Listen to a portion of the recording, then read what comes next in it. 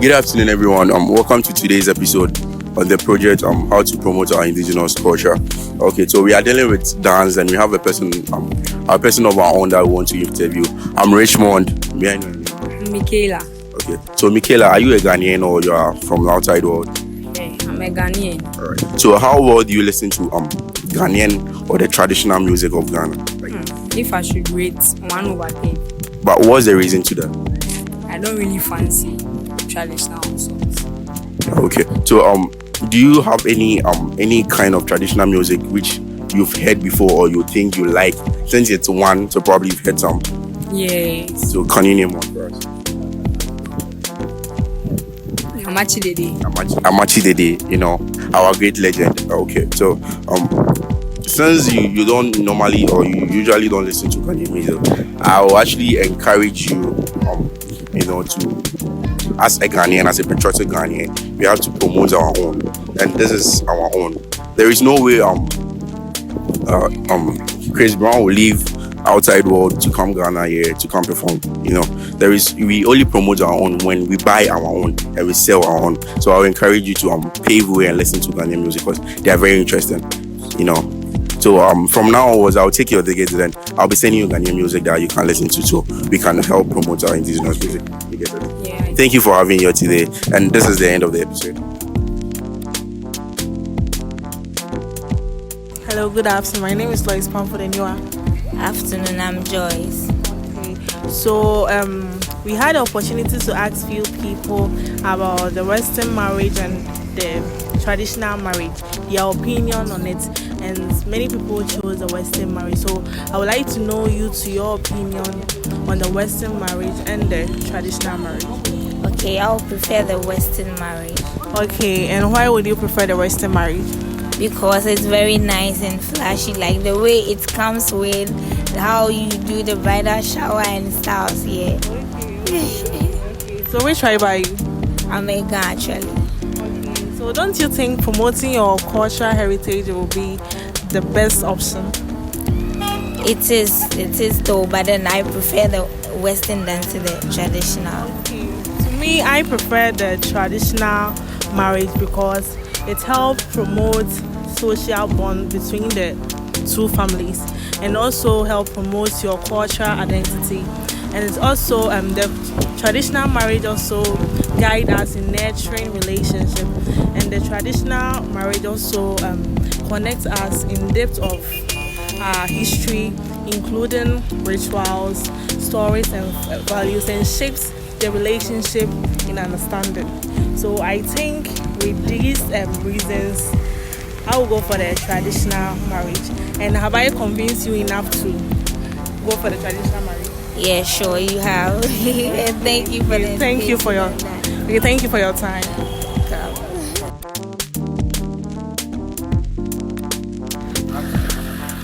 Okay, good afternoon. My name is Rebecca. What about you? Yeah, good afternoon. I'm Steven. Okay, please, may I know what tribe you are and what local language you speak? I'm an Achim and I speak Chi. Okay, so how well do you know how to speak Chi? Oh, very well because I grew up there.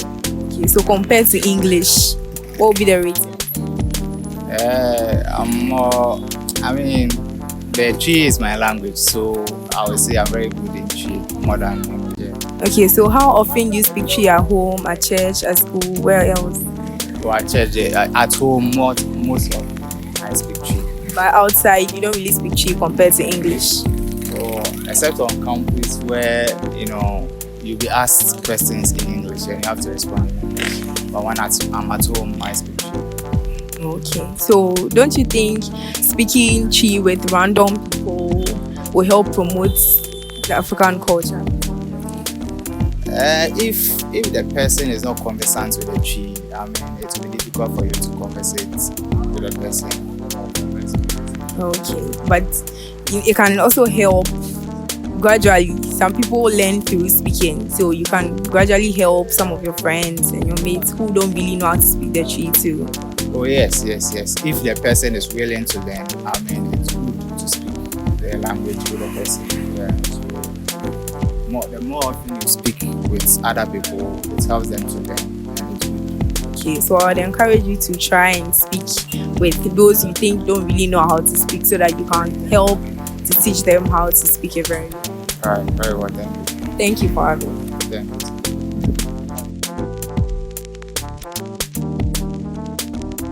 you. Good day, everyone, and welcome. Today, we are diving into a vibrant and essential part of Ghanaian culture, clothing and fashion. Our names are Opokwajima Nanekia and Tracy Nayeli Okan. we are thrilled to guide you into this celebration of creativity, identity, and heritage woven into every piece of Ghanaian attire. Our goal today is to explore the significance of Ghanaian clothing and fashion, celebrate their evolution, and discover how we can collectively promote them locally and globally. Most importantly, we want to involve you in every step of this conversation. Can we know your name, please? Hi Nessa, I'm glad to have you here. So my first question for you is, what does Ghanaian fashion mean to you?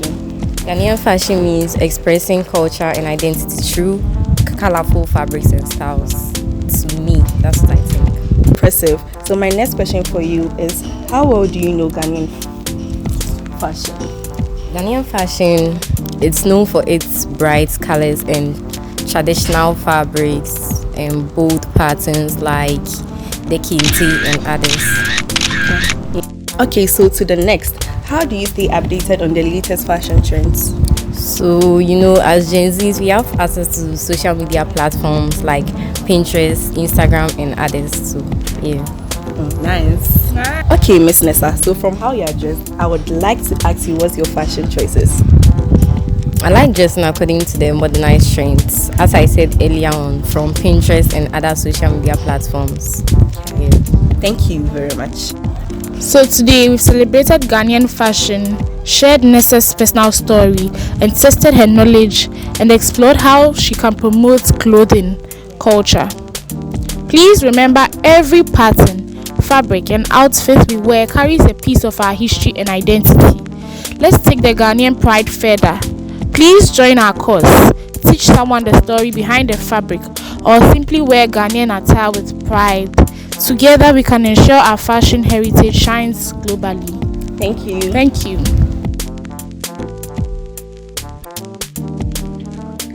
Hi, my name is Elizabeth. What's Emanuela. okay? So, Emanuela, where are you from? I'm from Joje in the Volta region. And what festival do people from Doja celebrate? I think it's Deza Festival. And do you know maybe a reason behind? I think it's about a palm nut.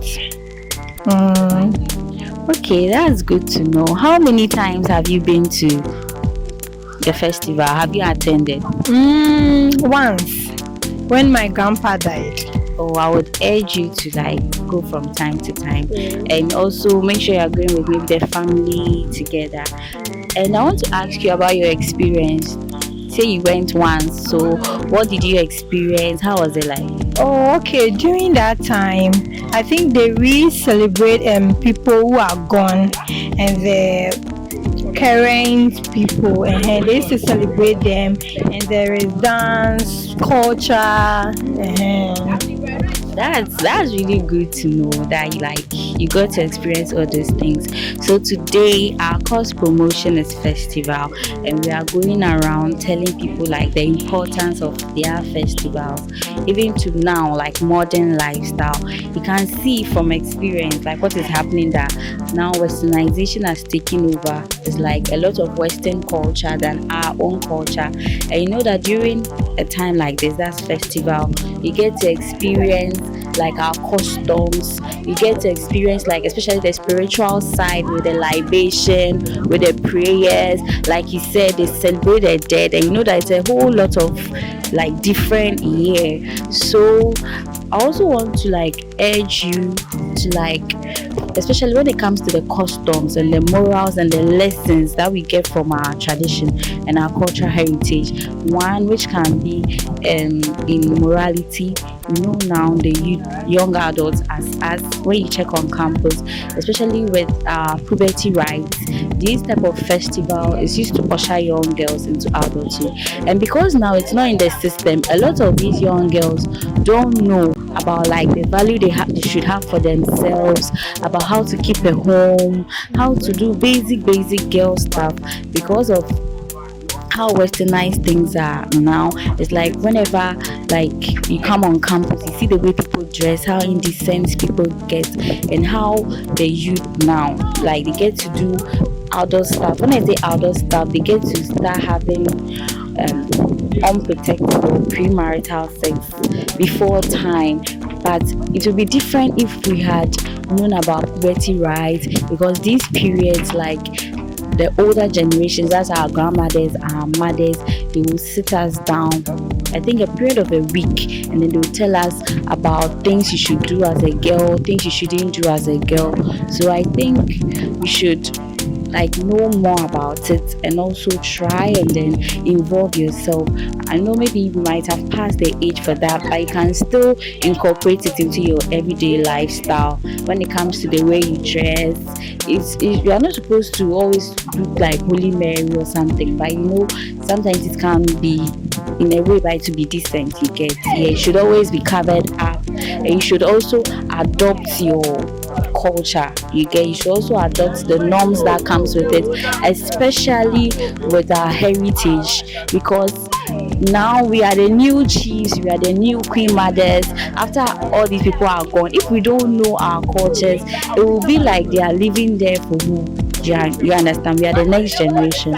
So thank you so much for your time. Oh, do you have anything else to say? Okay, thank you. Bye. Good afternoon. My name is Ebenezer. How about you? Esther. Okay, I would like to have a short interview with you concerning Ghanaian cultural festivals. And have you been to one, or do you have experience? Do you have something to share about festivals? Okay, yeah, I've been to a festival before, the Homo Festival, and I only experienced the cooking of the picnic. Yes, and the soup. Okay, how was it? It was interesting. It was cool. And do you know how it was prepared? Do you remember how it was prepared? Yeah, it's prepared using the kondo. Yeah, so they put the kondo in a pan. So they first put a pan with water on fire, and put another pan on top of the pan with water, and pour the corn inside the pan and cover it for some time. Then they will take it out and add palm oil. Yeah, that's what I remember. Yeah. So I would encourage you to have experiences in different regions, how their culture and everything is. We have more cultural festivals and other festivals also. So I would encourage you to have those experiences, and you enjoy also. Same way as you enjoy yours. Okay. All right. Thank you.